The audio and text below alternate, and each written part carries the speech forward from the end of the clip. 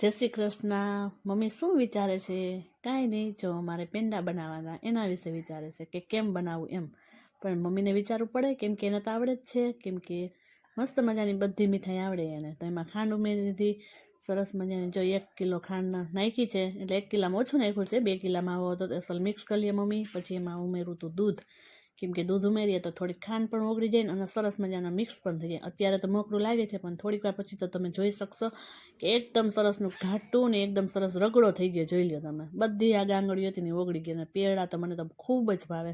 તમને કોને કોને માવાના પેડા ભાવે છે એમને કોમેન્ટ કરજો. જો મસ્ત મજાના પેંડા રેડી થઈ ગયા. મારું પગડોણી મૂકી દીધું, રોટલા બનાવ્યા. પછી મેં તો પેંડા ખાઈ ખાઈને ધરાણી હતી, તો પપ્પાએ પણ પેંડો ખાવા માંડ્યા. ચેકિંગ કરવા બેસી ગયા. મેં વગાડ્યું રીંગણાનું શાક.